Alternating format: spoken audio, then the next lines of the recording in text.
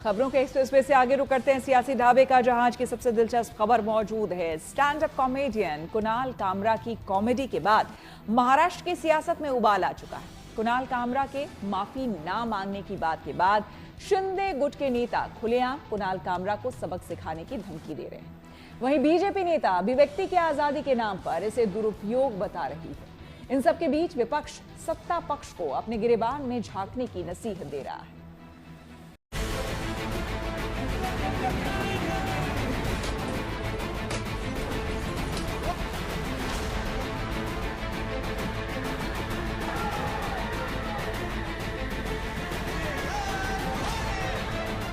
हादसे की हदें पार हुई।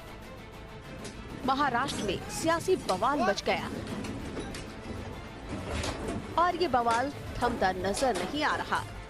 न कुणाल कामरा माफी मांगने के लिए तैयार है और न ही सियासतदान माफी देने के मूड में है।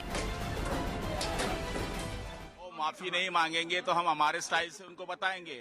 माफी न मांगने की बात करना वो उनकी बात है, लेकिन इसका मतलब ये थोड़ी होता है कि उनको शिवसेना छोड़ेगी। हमें जो आज दिख रहा है लाइव, वो हम बता रहे हैं कि आप दाढ़ी बोलेंगे, चश्मा बोलेंगे, रिक्शा वाला बोलेंगे, ये अपमान हम सहन नहीं करेंगे।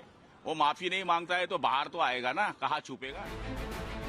इस बीच महाराष्ट्र के उप मुख्यमंत्री और शिवसेना प्रमुख एकनाथ शिंदे ने stand up comedian Kunal Kamra की टिप्पणी पर पहली बार अपनी प्रतिक्रिया दी और कहा, अभिव्यक्ति की स्वतंत्रता है, हम बैंक को समझते हैं, लेकिन इसकी एक सीमा होनी चाहिए। ये सब किसी के खिलाफ बोलने के लिए सुपारी लेने जैसा है।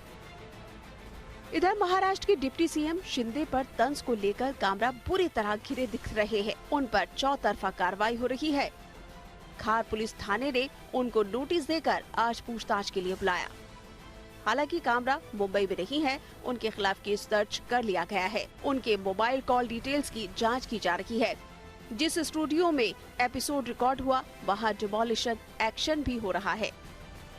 महाराष्ट्र में शिंदे के साथ सरकार चला रही बीजेपी के बड़े नेता भी कामरा पर सख्त टिप्पणियां कर रहे हैं। योगी आदित्यनाथ ने भी कहा कि बोलने की आजादी को कुछ लोग देश बांटने के लिए इस्तेमाल कर रहे हैं। कि व्यक्ति की स्वतंत्रता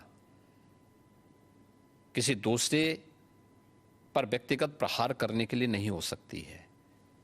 दुर्भाग्य है कि कुछ लोगों ने देश का चीरहरण करना, विभाजन की खाई को और चौड़ी करने के लिए इस अभिव्यक्ति की स्वतंत्रता को अपना जन्मसिद्ध अधिकार मान लिया है। आप जो है कॉमेडी के नाम पर उनकी इज्जत उछाल रहे हैं, उनकी अपकीर्ति कर रहे हैं, उनके काम को डिसरिगार्ड कर रहे हैं। शिंदे जी जो है वो कभी किसी जमाने में रिक्शा चलाया करते थे, आज वो अपने दम पर इतना आगे आए हैं। और ये कौन, इनके खुद की क्या क्रेडेंशियल्स है? कौन है ये लोग जो कुछ जिंदगी में कर नहीं पाए? गाली गलौज करना कॉमेडी के नाम पर, हमारे ग्रंथों का मजाक उड़ाना कॉमेडी के नाम पर, लोगों का मजाक उड़ाना और माताओं बहनों का मजाक उड़ाना। अभी आपने देखा किस तरह के ये इन्फ्लुएंसर्स आजकल खुद को कह रहे हैं। तो मैं कहती हूँ कि हमारा समाज कहाँ जाता जा रहा है। एक और शिंदे के समर्थन में बीजेपी नेता अभिव्यक्ति की आजादी का दुरुपयोग न करने की नसीहत दे रहे हैं, तो वहीं कांग्रेस और उद्धव ठाकरे की शिवसेना कामरा के समर्थन में खड़ी दिखाई दे रही है।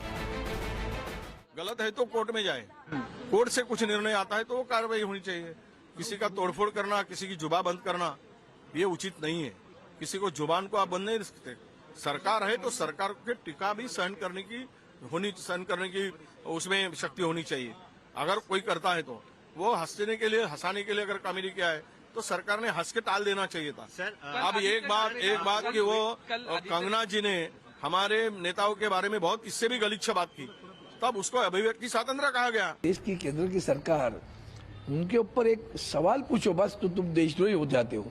वही तो नीचे जा रहे, परकोलेट हो रहे नीचे। क्यों माफी मांगे हो? क्या उसमें कौन सा वो शब्द, वाक्य तो छोड़ो, एक शब्द बताओ कि जो शब्द गलत है। सच्चाई बताई ना उसने, तो उस पर लगना क्या है? आप गुवाहाटी में नहीं गए थे क्या? गए थे ना, तो फिर क्यों बुरा लगता आपको?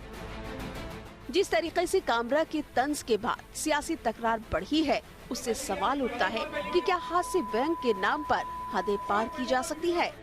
क्या हमारे राजनेता इतने नाजुक हो गए हैं कि उन पर कोई सियासी टिप्पणी कर दे तो उनके कार्यकर्ता बेकाबू हो जाएंगे? Bureau report, good news today.